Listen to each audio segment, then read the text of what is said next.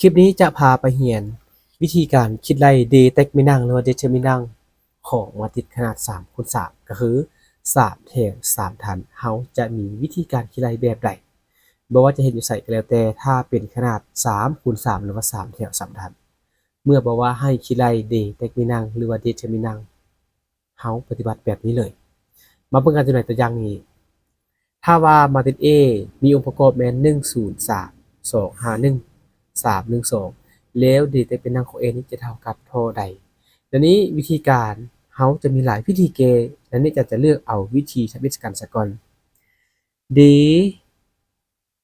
เต็กมีนางหรือว่า determinant ของมาตริก A นี้เฮาสามารถเขียนเป็นรูปแบบนี้ได้เลยเขียนเป็นรูปในรูปเสาแบบนี้ซื่อๆแบบนี้เลย1 0 3 2 5 1 3 1 2วิธีนี้จะพานำไซยกเอาส่งฐานหน้านี้เอาไปไว้ทางด้านหลังหมายความว่าถอดตัวนี้ออกมาย้ายมาตึ๊บตรงนี้ฉันก็จะได้เป็น1 2 3อันนี้เป็นฐานที่1อันนี้ฐานที่2 0 5 1หลังจากนี้เราปฏิบัติการคำนวณตามที่การคำนวณอันนี้เป็นเครื่องหมายบวกอันนี้เป็นเครื่องหมายลบแล้วนี้ให้มาเบิ่งเครื่องหมายบวกกันซะก่อนเราจะเห็นว่ามันจะมี3เส้นทางเครื่องหมายบวกฉันจะเท่ากับเริ่มเลยจะเป็นอยู่1คูณ5คูณ2 1คูณ5คูณ2เท่ากับ10บวกให้บวกตัวนี้หมายถึงบวกตัวนี้มันก็0คูณ1คูณ3เท่ากับ0จะเป็นบวก0บวกให้3คูณ2คูณ1เท่ากับ6ก็เป็นบวก6อันนี้เป็นเครื่องหมายบวกวันนี้เครื่องหมายลบคูณไปทางด้านนี้เริ่มจากตัวนี้สังเกตลูกศร3คูณ5คูณ3เท่ากับ45นี่เป็นลบ45ลบนี้แม่ได้มาจากตัวนี้ต่อไปจะเป็น1คูณ1คูณ1เท่ากับ1ซึ่งจะเป็นลบ1ลบให้2คูณ2คูณ0เท่ากับ0จากนี้ก็คำนวณธรรมดานี่จะเป็น10บวก0บวก6เอาบวกกันก็ได้จะเป็นอยู่16วันนี้ลบ10ลบ45ลบ1ลบ0ลบ45ลบ1เป็นลบ46 16ลบ46ตัวนี้คอนต่อออกมาเท่ากับลบ30หมายความว่า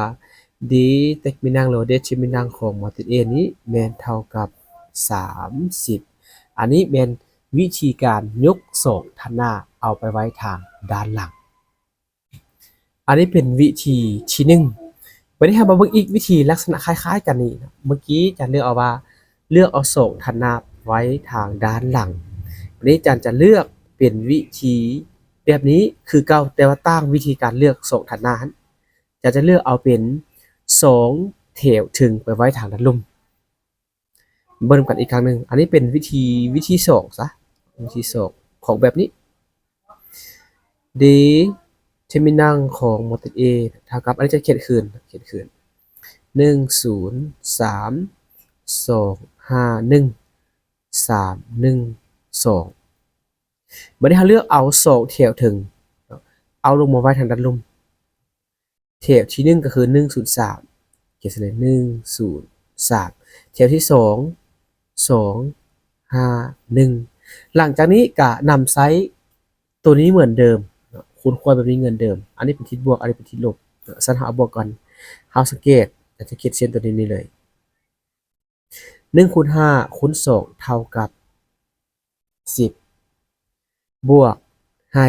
มันจะเป็น2คูณ1คูณ3เท่ากับ6มันบวก6บวก3คูณ0คูณ1ก็เท่ากับ0บัดนี้เราเบิ่งทางทิศลบบัดนี้ก็คือตัวนี้คูณขึ้นไปเริ่มจากตัวนี้เลยสังเกตที่ลูกศร3คูณ5คูณ3เท่ากับ45เป็นลบ45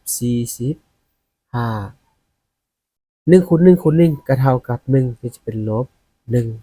2คูณ0คูณ2เท่ากับ0นี่เป็นลบ0เท่ากับ 10บวก6ลบ45ลบ1ตัวนี้10บวก6เท่ากับ16ลบให้ลบ45ลบ1เป็นลบ46ลบ46บวก16หรือว่า16ลบ46และนี้เห็นว่าเครื่องหมายที่ต่างกันเฮาเอาตัว46นี้มาลบออก16รักษาเครื่องหมายลบเหมือนเดิมหรือสมเทียบกับชีวิตประจำวันของพวกเขาก็คือว่าเฮาได้เงินมา 16,000 แล้วเสียไป 46,000 สรุปแล้วเฮายังเสียอยู่เสียเท่าไหร่ก็คือเสีย30คำว่าเสียก็คือเป็นเครื่องหมายลบหมายความว่า d เทอร์มินัลของมัลติเอนี้แม่นเท่ากับลบ30เห็นว่าวิธีนี้ออกคำตอบคือกันและใช้ได้คือกันดังนั้นต่อกับวิธีนี้ให้น้องเรียนนั้นไปผันขยายต่อก็คือว่าให้เอา2แถว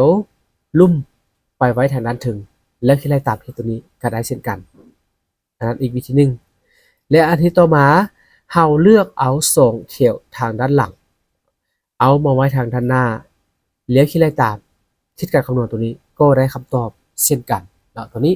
ให้น้องเห็นเฮานั้นลองไปเฮ็ดเบิ่งว่าคำตอบเป็นจังไดหากว่าคลิปนี้ถูกใจเห็นว่าคลิปนี้ดีมีประโยชน์สำหรับน้องเรียนของพวกเราก็ฝากทุกคนนั้นกดใจไลค์แชร์และติดตามและก็ต้องขอบใจทุกท่านทุกคนที่ติดตามรับชมแต่ต้นจนจบ